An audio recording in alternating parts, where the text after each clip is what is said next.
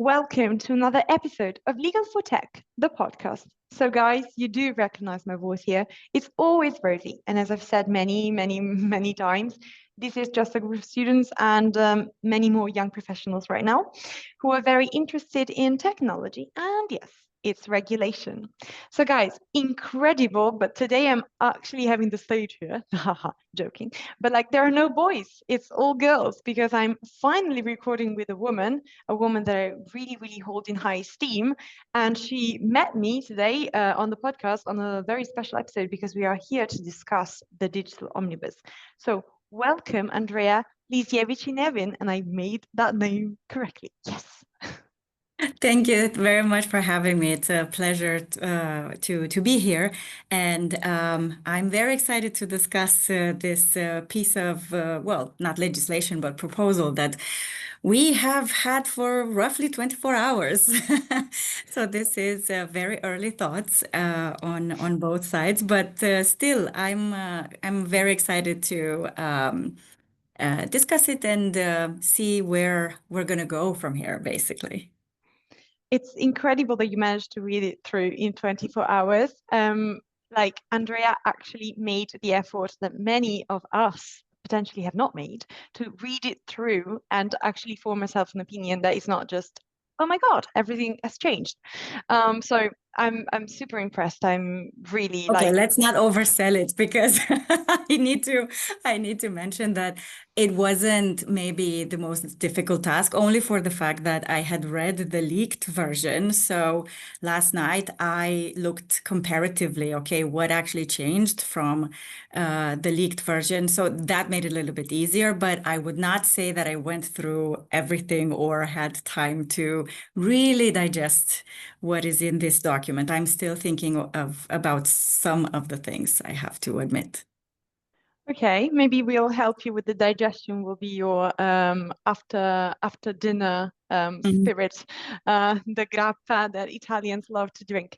Um, I wanted to first introduce you to our listeners because I'm sure that many know you, considering also the likes that we received when we actually advertised the podcast. But for in case you haven't heard of Andreea, very unlikely, who is Andreea? All right. Well, Andrea is a privacy lawyer that also deals with the other digital laws nowadays, just because this field has and is evolving every single day. And I nowadays run my hub called Privacy Craft, where I teach and I coach privacy professionals that either want to advance their career or want to enter into data protection and the other satellites, which are continuously evolving, of course, nowadays. And I work as a data protection officer, and I also lecture at the Maastricht University in the Netherlands. And yes, it's challenging doing everything together, but I try not to sleep too much. So without saying very much into the past, I have been around in this field for longer than the GDPR was around. Before it was very trendy. I've seen the GDPR bubble, as I can call it, when GDPR was about to enter into force and all of the experts were appearing almost overnight. And even before that, it was the cloud computing bubble. And in between, a bit of blockchain bubble. So yeah, quite a bit. I'm not as impressed about the AI bubble as I could have been, just because of this past experience. Let's put it that way. I mean, when people ask me why I'm so impressed by you, and I really think that you're my role model, it's like this woman does it all, like literally does it all. So, like, come on, you're not impressed by the AI Act. Of course you're not. Like, you basically are like digital law in person. So, like, why am I not Thank you. impressed? But no, really, like, I'm really happy to have you here, and you have had an impressive career, and so impressive that however busy you are, because I'm sure that you are busy, you still managed to send me something to read before today to make sure that this podcast was as enjoyable as possible to our listeners. So let me channel my inner Shakespeare here and let me read this piece that you sent me the first time that someone preps the podcast for me. It's incredible, amazing. So the EU intends to maximize growth and competitiveness by exploiting big data. But the digital single market cannot uncritically import the data-driven technologies and business models, which have become economic mainstream in other areas of the world. Instead, it needs to show leadership in developing accountable personal data processing. The internet has evolved in a way that surveillance tracking people's behavior is considered as the indispensable revenue model for some of the most successful companies. This development calls for critical assessment and search for other options. So, aside from Shakespeare here, what's this piece about? Where is it taken from? And why is it relevant today in 2025?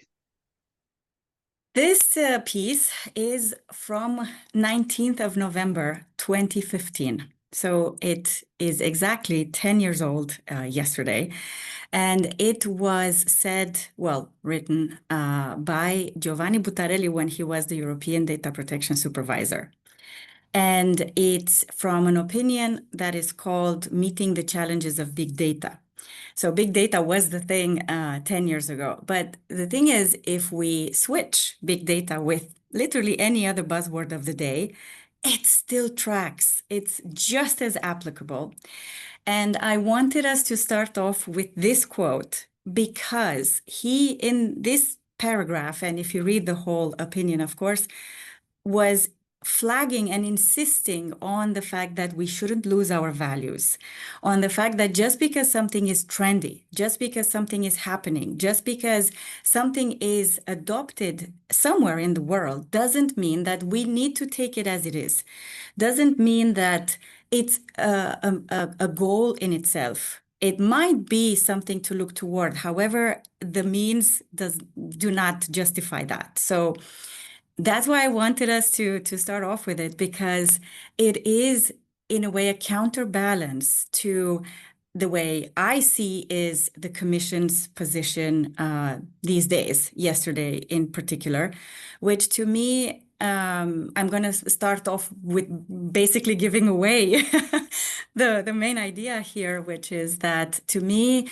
the omnibus proposal that we've seen in its final form yesterday was a little bit of a capitulation to US style lobby from not just big tech, but also politics in the United States at the moment, which all push for deregulation. Let's let the market do and the business players do whatever they want because they know best and they will self-regulate, which I think history already has shown us time and again that that's not the case. So to counterbalance that, I figured that going back to the basics and to the fundamental rights value that guide us in Europe is really important. We, above GDPR, the AI Act and others, we have the fundamental charter, the Charter of Fundamental Rights of European Union. That's always going to be there. It's not going away, and it's not going to be touched by anyone in any foreseeable future. And I think also looking at one of the first recitals in the GDPR, which wasn't in existence, of course, in 2015, which Giovanni Buttarelli was actually pushing toward this new and revised and increased scrutiny in what later became the GDPR. One of the recitals in the beginning says that data processing should serve mankind. And I really want us to not forget that, because with lobby, with political pressure, with tariff wars, and so on, we might be looking into a different direction nowadays. And I don't think that that's a good idea. Of course, we need to look at all of the dangers looking, all of the pressures and so on, and take informed decisions. But those are not the only ones. We still have values, and we still know where we want European society to go toward, or we should know. Maybe I should say we should know. I find your perspective, of course, fascinating. The question that kind of comes up is looking back at how the Digital Omnibus was kind of brought into life and why the Commission decided to step back from what had made potentially the European Union so unique in the world, this kind of idea that we had this Brussels effect and the GDPR was expanding all the way to California, where from these kind of businesses are. You know, it's like kind of counterintuitive what's happening right now.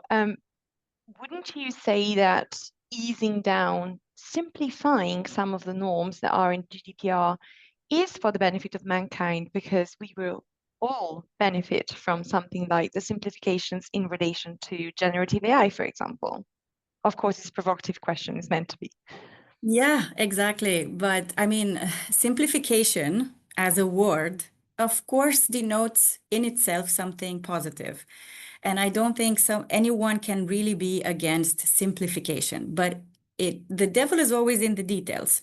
It really depends on what that actually means in practice. As a wish, simplifying things is always amazing, but when we actually try to do the simplification, and this I'm talking also from in my work as a professional, many times some things just can't be simplified over a certain level because you lose the outcome. You don't get the same outcome anymore. So you cannot do a high level of data protection with simplifying by eliminating protections. That's not simplification anymore. Simplification is we keep a lower level of records. We eliminate some of the bureaucracy around things, but not the goal and the protection that is the purpose of the whole regulation. And I think that, don't get me wrong, many of the things that the Commission has put forward are good. Not even at the level of intention, but even at the level of outcome. For example, having a unified list of situations when data protection impact assessments are necessary and when they're not necessary, and a unified process and template on how to do it. Great. However, there are other things that really decrease, in my view, the level of protection afforded to people, really cut down into how well are people protected. For example, when you are informed about the data that is being processed about you, they've cut into Article 13, and there are carve-outs proposed that make it so that you are not informed in situations that are also very, very, very undefined. What is a circumscribed relationship with the company? I could not explain, really. I really could not explain. And I don't know why they chose this wording, or the business is not data intensive. Okay, I can guess what is behind the intention there, but also I can be the devil's advocate and make a lot of businesses in Europe not be data intensive. So this, if it goes through, will end up being tested with enforcement by data protection authorities and eventually by courts and eventually by the European Court of Justice. Is that simplification? I don't think so. Simplification needs to be needs to come together with clarity.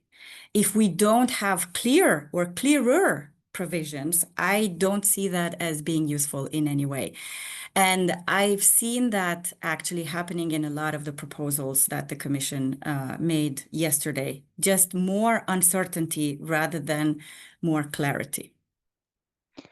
From like an analytical perspective, there is this kind of question that comes into looking at the grounds, the reasons that brought the Commission to specific uncertainties, I would say.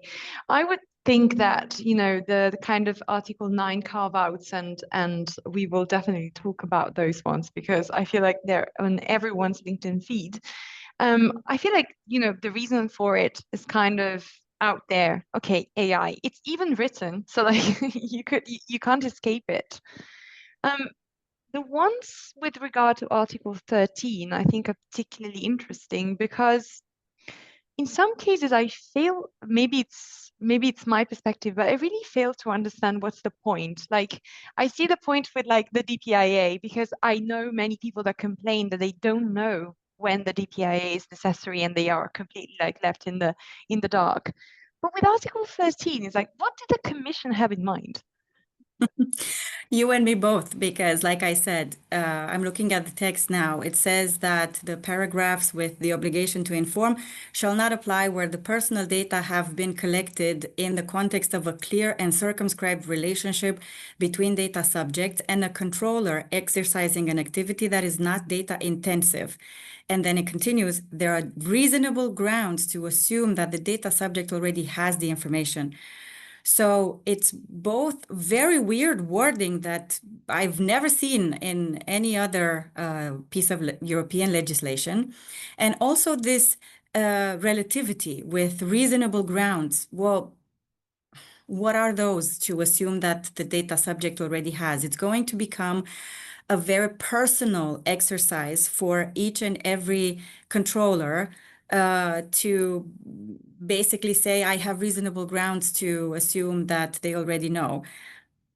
It's a bit much. I really wouldn't leave something so fundamental as informing about data processing to something so relative and so easy to move around. And let's not forget that we still have 27 member states in Europe. And let's not count that Germany has basically a data protection authority in every land. That's to say that we have many microcultures. These things will simply not be interpreted in the same way. And this will not make it easier for controllers that have activities in more than one country. So again, what simplification is that?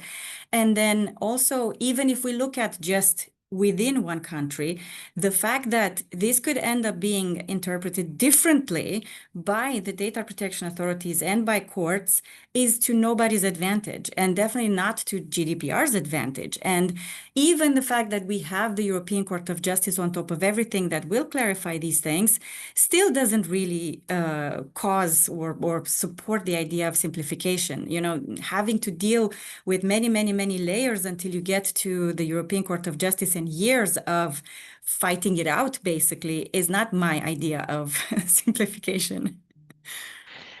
It's also hilarious because I feel like, you know, when we think of heavy lobbying, potentially these companies such as, I don't know, just to name a few, Google, Amazon, the very big group of tech conglomerates, potentially you're not thinking of them as being companies that have little to do with data and are not data intensive. So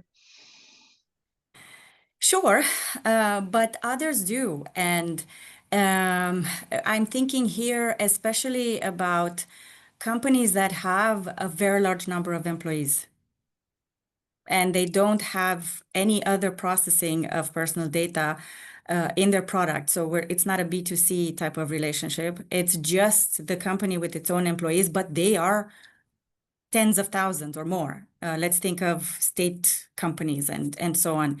That's probably going to fit the bill. At least I would assume so, that it's not data intensive. You know, I have to process the data of my employees. And also it could, I'm assuming, be a circumscribed relationship. So that really poses a lot of questions for me. Is that really necessary? Does that simplify anything? What good does it do for the people, for the data subjects? I'm not a fan of this term. I call them individuals all the time, but anyway, what good does it do for them? Because they end up not being informed that their data is processed.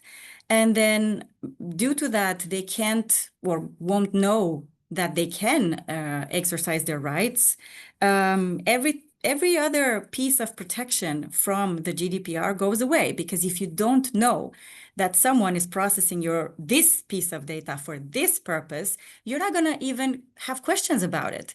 So, you know, it's a bigger hit in a way than just changing the provisions on information. To me, these two pieces, the definition of personal data and special categories of personal data and the information, are really fundamental, because they end up underlying or circumscribing the scope of application and the scope of protection of the GDPR. And that also prompts me to say that one good thing and one good difference between the leaked version and the final one published yesterday is that they ended up not proposing changes to the definition of special categories of personal data. That was incredibly troublesome. It was one of the things that was really on my mind for the past week. And I was glad to see that it did not survive even in the proposal of the Commission, because for those that didn't read the leak, it was saying that special categories are limited now to direct identifiers, basically. If it was indirectly allowing basically inference and so on of the special categories of personal data, it was all of a sudden outside of scope.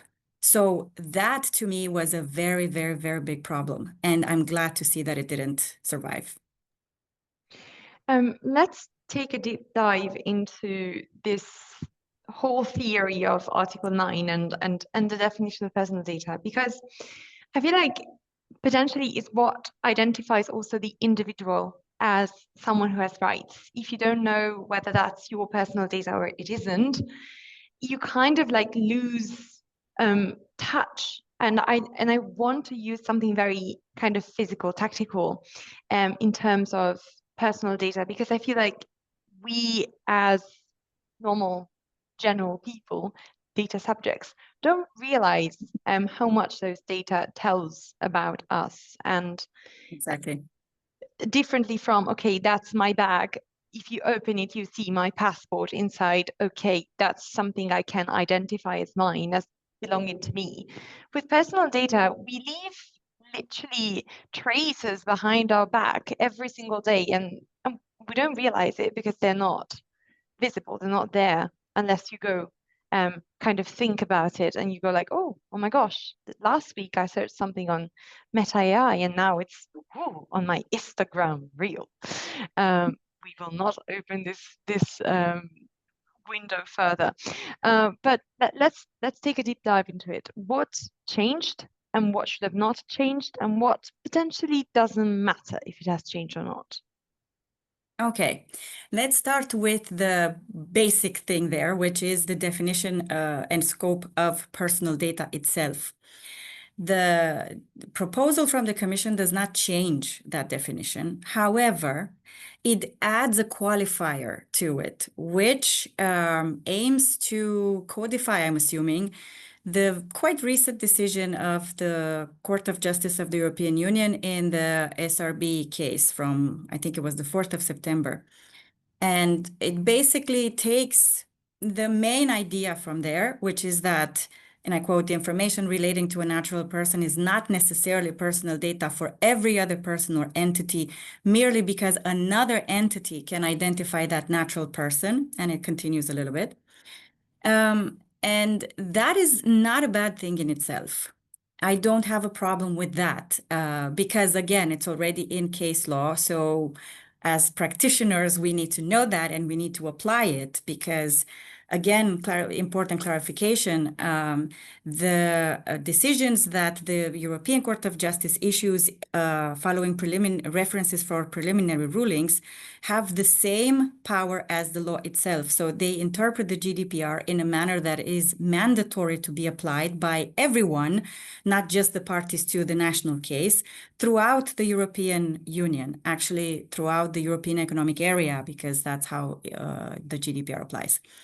So it's in a way unnecessary, if you ask me, but also it's insufficient because There is a lot of detail in the SRB case that, of course, is lost in putting just one paragraph into an amendment to the law.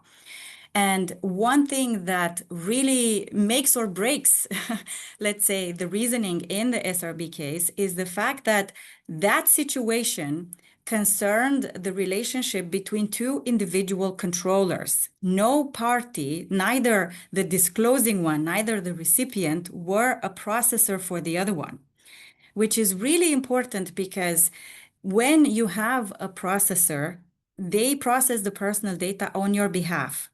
And that means that the whole context of obligations, qualifications, everything under the GDPR needs to be judged by reference only to the controller. It doesn't matter, literally, whether a processor has the means to identify individuals or not.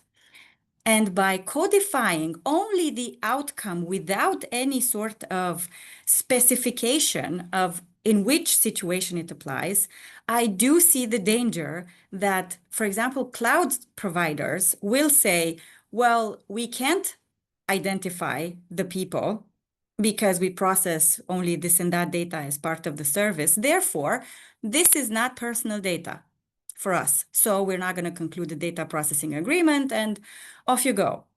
And that will not hold. That will be terrible, first and foremost. And I mean, it can hold if the cloud customer encrypts the data with their own key that is never shared with the cloud provider. But still, it's really against the whole system of protection that the GDPR and the Charter of Fundamental Rights aim to give to individuals.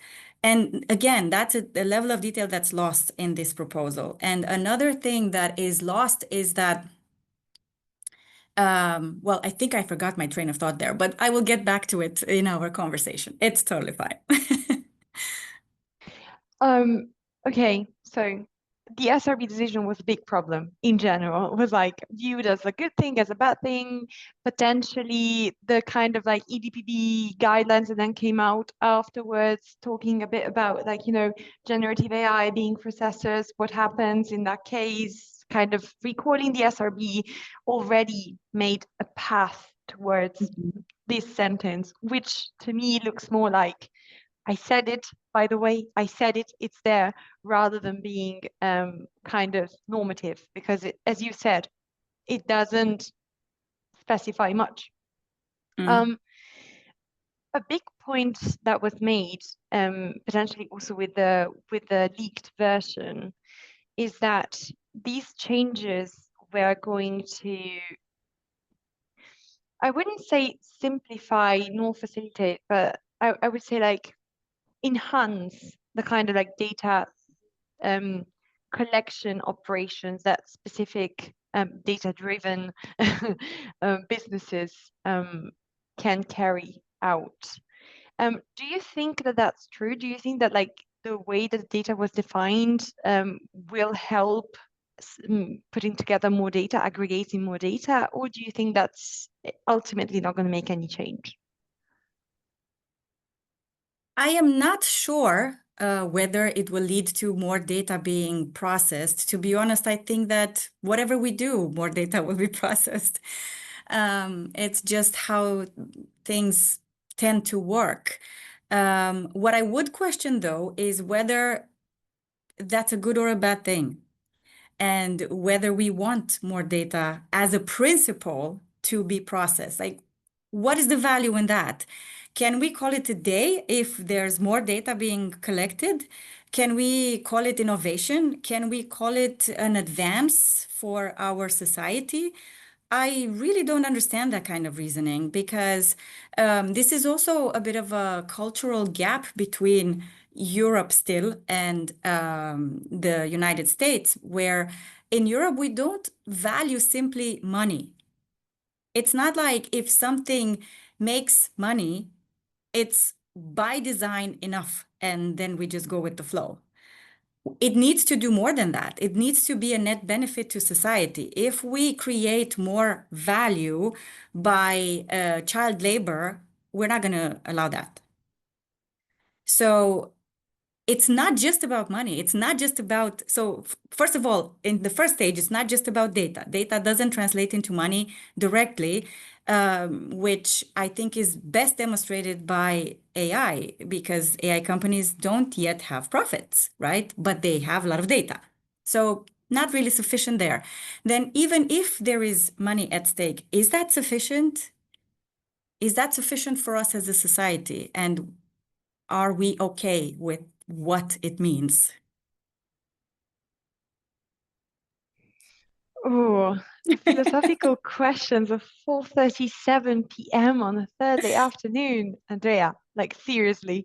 Talking about philosophy, though, there is a very, very important philosophy that came out in this digital omnibus that was questioned, re-questioned, 3 times questioned by many, many people, which is this idea of legitimate interest. And of course, Mm.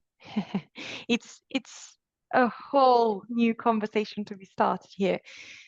But in your opinion, does the digital omnibus solve the issue of legitimate interest, or does it open another window into this very, very long conversation that I don't think will end today? I don't think it solves the issue. Also, I think it depends what we consider the issue to be. Because I think at least some companies have looked toward legitimate interest as being the catch-all. We have nothing else to stand ourselves on, and so we will use legitimate interest because um, I struggle to understand really why it has been so difficult, and it still is a discussion, what legitimate interest is, and that it has 3 conditions, and it doesn't suffice that you just have an economic interest. Sure, that's a must. That's one condition, but you also have to not have that interest be superseded by the rights and interests of the people whose data you process. So it's really about proportionality in and of itself, which is, by the way, another fundamental principle of the entirety of EU law, not just data protection. Proportionality between what you want to do and how you want to achieve it and what's the effect is essential. So does the omnibus even touch on this? No. So nothing in what legitimate interest is and its validity and how you need to be accountable for using it is changed. Literally nothing. However, what the omnibus proposal does is to create a gateway for AI, I think it says development and operation, to use legitimate interest even for special categories of personal data. That is very problematic for me, not because of legitimate interest, but rather because the combination between legitimate interest alone and special categories is never seen, has never been seen so far. And also, although, by the way, again, an improvement in the final version is that it doesn't create a presumption that that is actually an actual legitimate interest that passes the test. That was my reading of the leaked version. Now, in the final version, it does say that you need to meet the conditions and do this and that. And it literally refers to not being superseded by the rights and interests of individuals, which is good. It's at least a step forward. But I do struggle with the idea of having special categories of personal data processed based on legitimate interest. And I think my biggest problem with it comes also from the lack of specificity in which data timeline, let's say, we're talking about. Let's take a concrete example, because these have been in the news in past months. Meta started to use posts of people, past and future, to train their AI. LinkedIn, quite recently, I think, did the same. And the thing is, there's a big difference if you want, from my point of view, of course, if you want to use past data that has been generated, put out there on the internet by people when these concerns didn't exist, versus new data, like, now you are informed this is happening, and it's the data that you generate from now on that is affected by these things. In my view, a legitimate interest balancing test is hard to pass for the past generated data. Again, you could say, and it is a good point to make, that this all lies within the balancing test. That's totally true. And if everyone in the industry and in these companies was a good and well-meaning professional and advised by super, super, super highly regarded professionals, I would trust this and go with it. But the thing is, data protection is less about the quality of the advice and more about the result that is achieved by the entity that builds those products and services. And they don't always go in the same direction, because the results achieved by those business entities are directed by their business goals, and they are only informed by advice from privacy professionals and other types of consultants. So they might not fully reflect that advice, how it was given. And then, of course, we can also discuss about the quality, but we don't know what's at stake there. And so I would not trust that companies will do the right thing, especially some companies that have already been heavily fined, and not just in Europe, for privacy practices. Do we really trust that they will just do this, that they will just do this balancing test in the right way and take the right decisions? Why? I struggle with that. So they didn't do the right thing several times in some cases, but all of a sudden now they will, when they have a very, very, very clear stated interest to use personal data to develop AI. And also they are given a very clear pathway into this new proposal. I don't see it. I'm going to play a bit of like devil's advocate, just because basically, otherwise there's nobody to balance out the kind of opinion, and that would be unfair for this podcast, because yeah, we're trying to like keep it as fair as possible. Maybe the commission should take some notes. That said, the question is, I've heard many times actually, people kind of hinting that the GDPR is more for privacy professionals than for the individual data subject. The average person that just visits the website randomly or wants to ask ChatGPT, what kind of dress should I buy because I really like red, and please remember that color. This simplification, could it be seen as something that is better for the people, in the sense that what you said about legitimate interest and using past data? I mean, if I put it out on Instagram, say, just to name another big tech, maybe I didn't care for that data to be used by another person or the AI likewise. Maybe I'm not too concerned about that data. If it were something very private, for example, my face when I've just woken up, I wouldn't be putting it out on Instagram. Like, I totally understand this point, and honestly, I have so much to say here. Hopefully, I will actually remember everything that just was flowing in my mind as you were speaking.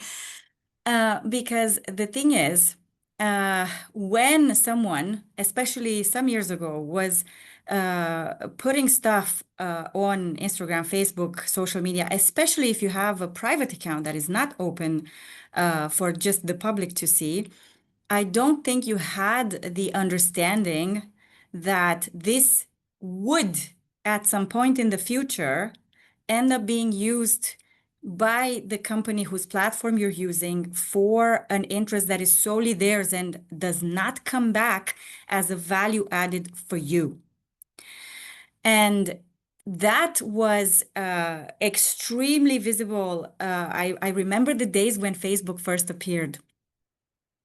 I actually used it from the very beginning. And I remember when, by the way, it was so long ago, and it was so different ago that I remember that at some point, you had you were scrolling through the feed and you would get to the end. There was nothing. This continuous doom scrolling was just not a thing. And you didn't have brand pages, and it was entirely different. It was a way to connect with friends and family. That's how it appeared. You could not connect with anyone else. That was the context. And, you know, our parents and our grandparents maybe were also on there, and they still are, and they still use it. I really don't doubt that they still don't understand all of the depth of the data machine that has appeared behind these services.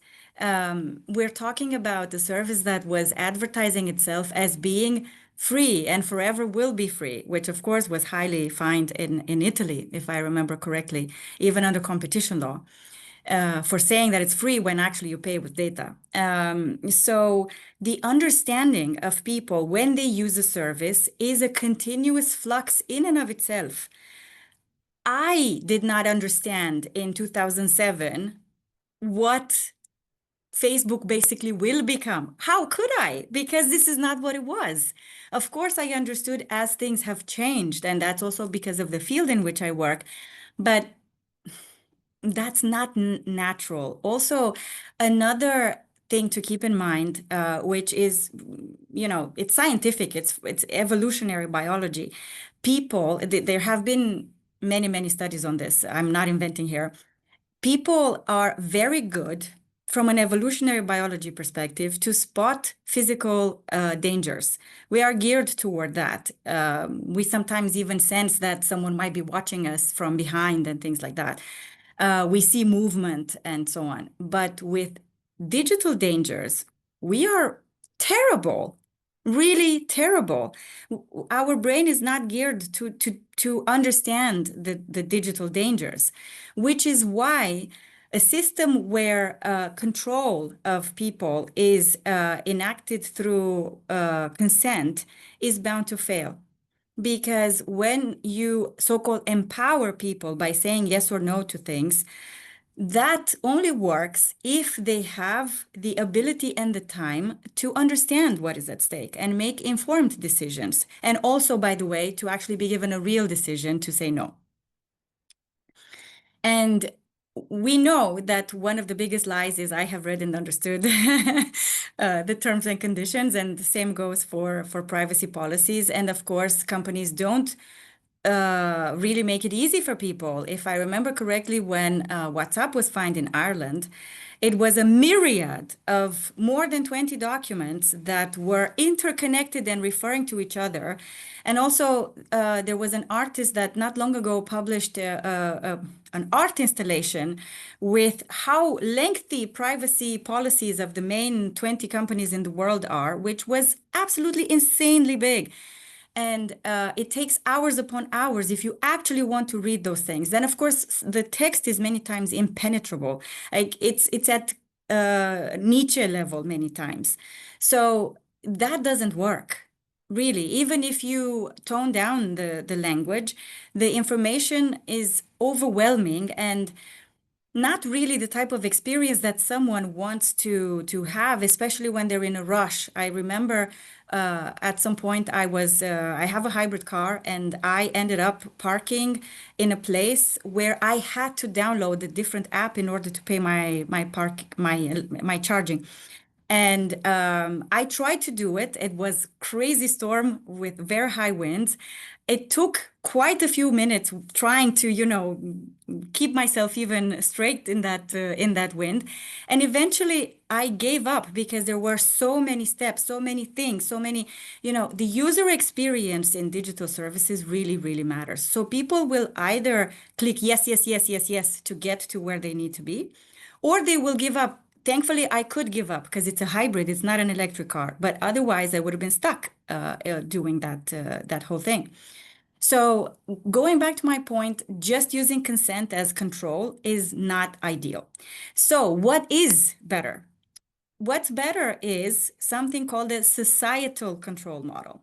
And this is explained very well in a paper that I think should be about 2 years old by now from Daniel Solov and Woodrow Hartzog. I think it's called Kafka in the Age of AI, if I'm not mistaken. And they explain this extremely well, this duality between the consent model and the societal control model, that having rules, laws in place that set the standard for what is acceptable to put in front of people is a much better way to achieve protections, because then people don't need to take it upon themselves every single time to read, to agree, to basically check, to do their own due diligence every single time. It's better. Like we do that with cars, we do that with a lot of other, again, physical things where we can spot these dangers, but with the digital things, we don't. So yes, I'm a big proponent of the societal control model. And I think that things like having a legal basis and doing your legitimate interest assessment in the right way, and maybe even having some additional controls than what the GDPR requires, would be a better way.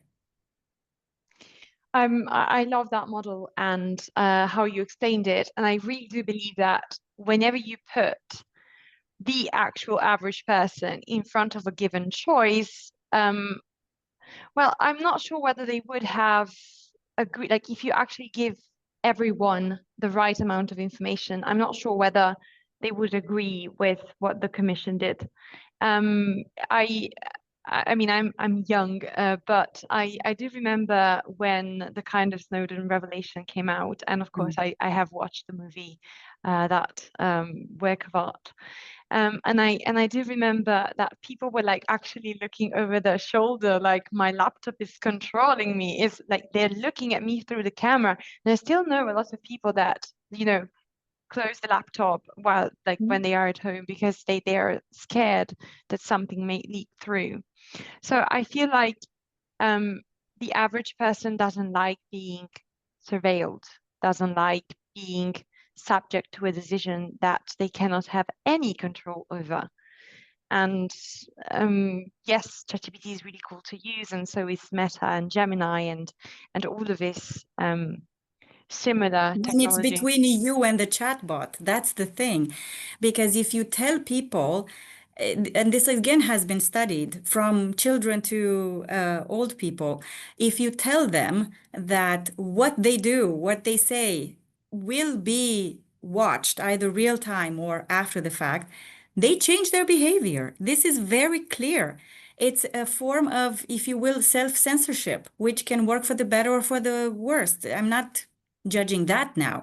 But there is a change in behavior, which is also why it's important for people to know when this is happening. Because the thing is, we focus a lot in this discussion and in general in discussions on processing of personal data, because that's big and we have kind of grown accustomed to it. But we also have the other fundamental right, which is the right to private life. The right to private life is very broad. It literally includes your ability to control how you are perceived, what people know and say, like what is known about you, your reputation, your body autonomy, and it's in a way more fundamental, if you will, than processing of personal data. Processing of personal data is newer.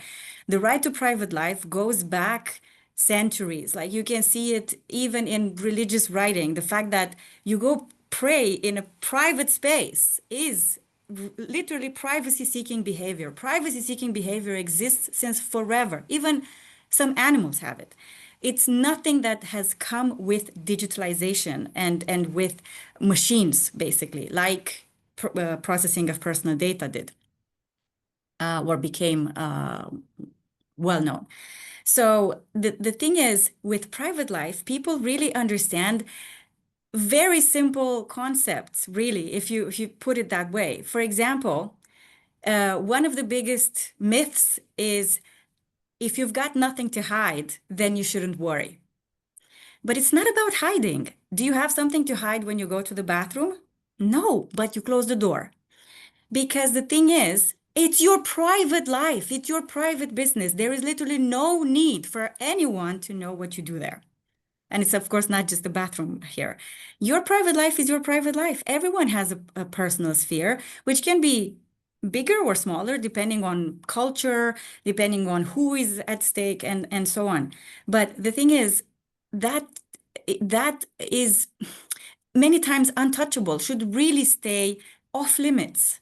And that's why we have the e-privacy directive, which is not dependent on personal data being at stake. That, by the way, is a big challenge for me now, because the Digital Omnibus has taken the protections around storing and accessing information on a terminal device and put it into the changes proposed to the GDPR, meaning it's not going to be about private life anymore. It's going to be about processing personal data. And I really struggle with this choice. It's not a good choice for me, because the whole point should not be whether something is personal data or not, which might be diluted, as we discussed earlier anyway, but rather, if this is someone's pocket, so to say, I can't put my hand in your pocket. It's your pocket. Unless you allow me to see what you have in your pocket, I'm not going to put my hand in your pocket. And it becomes something else. It becomes, is what you have in your pocket personal data or not? I love that.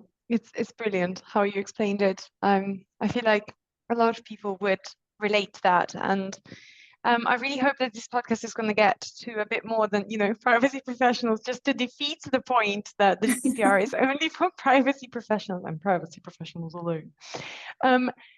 Before we do let you go, because I guess that in the very, very cold Swedish winter, you probably want to go home at some point. Um, is there anything that you maybe look at the Digital Omnibus thinking could have been worse, or like, I actually kind of like this part, obviously taken with all the necessary care? Yes, there are good parts about it. And even the intention behind some of the provisions that I don't like is good, and could have been handled a little bit better. But I've already noticed that I've already mentioned that I do like most of the provisions around data protection impact assessments, because it's one of the things that really kills me in practice, and not just due to the different lists of when something is necessary from one country to another, because I generally work with clients that like in all of the past years, it wasn't really someone that had operations only in one country.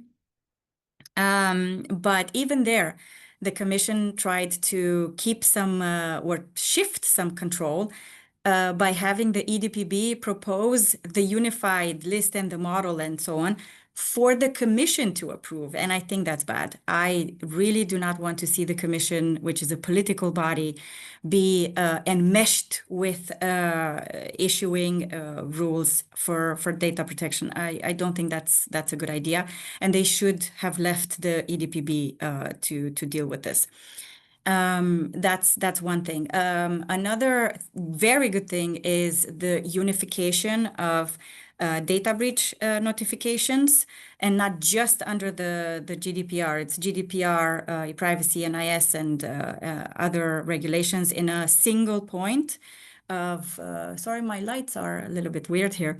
In a single point of notification. So I think that's actually a very good idea, and controllers will benefit from that.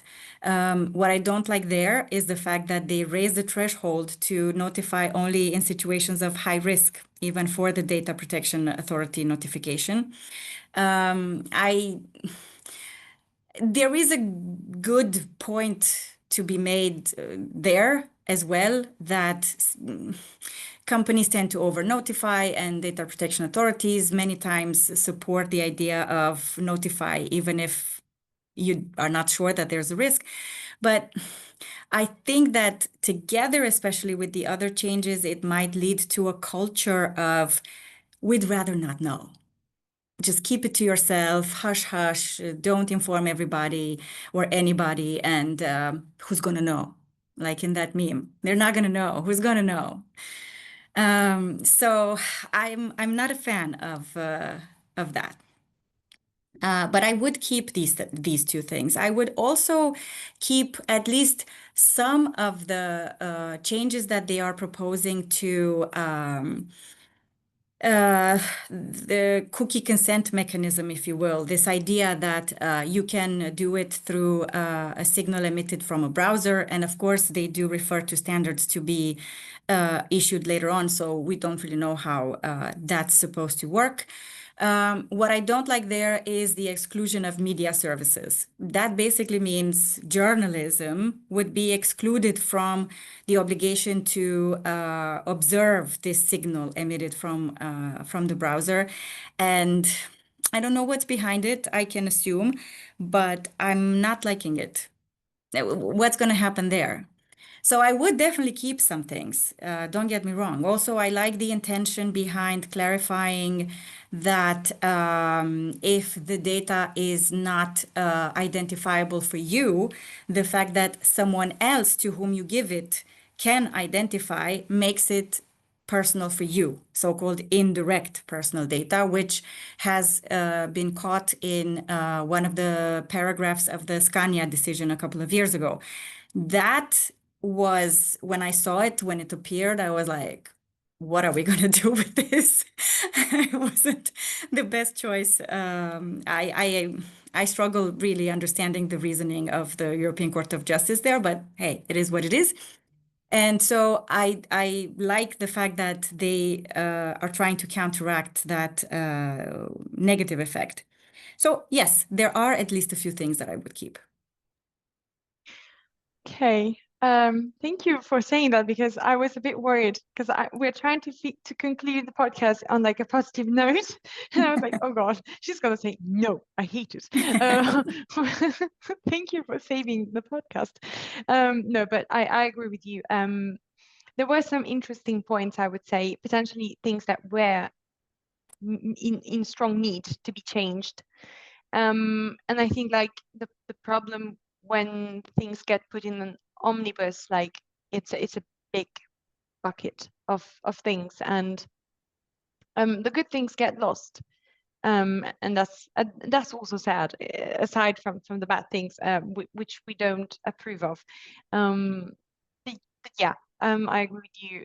There is something to save, and maybe something to specify, which could be saved in the future, as you said. That's also important to keep in mind that this is just a proposal, and it will follow the normal legislative process, which is trilogue. And so the Council, and especially the European Parliament, will have a say. It's not like if the Commission proposes something, that's how it is. That's not how it works. And if I am to look back at the GDPR draft, for example, the European Parliament was very heavy in making changes to it and not accepting quite a bunch of the initial proposals. So I do have faith in the process itself, and yeah, we really need to look at it as just a proposal.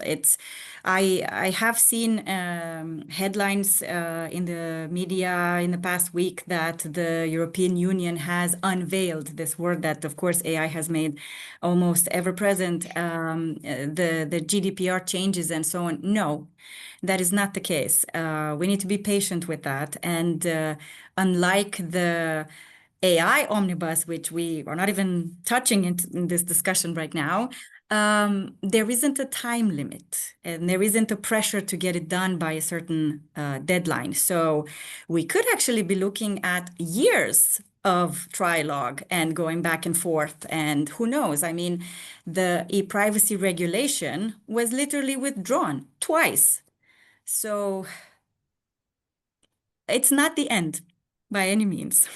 it's not the end, and we also have to remember that this is happening in an era of social media where it's nice to share things, it's nice to be on top of the news, to be in the kind of acoustic memory of digital regulation.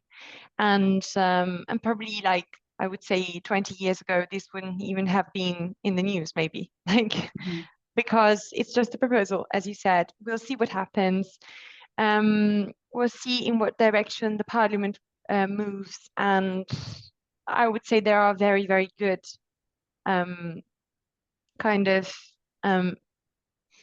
signs that the parliament will tune it down significantly. So I thank you for making that point, because I think, like, oh, it's done, it's changed, it's over. The GDPR is dead. Technically, probably just as a cold. If we see it from the perspective of, like, being ill, someone else, there's still countless doctors to fix it, if even it needs fixing. So thank you so much, Andreea. This has My been pleasure. a lovely conversation. I'm sorry to have kept you inside, especially because your office wanted to kick you out at some point. The light were like, please go, go away. I'm really sorry. But that said, this was all for the Legal for Tech, the podcast. Please, guys, do review the podcast. Do leave us a star, because we're always in need for advice and feedback. So thank you so much, and Thank you for the enjoy. invitation again. It was a pleasure to talk to you. Thank you.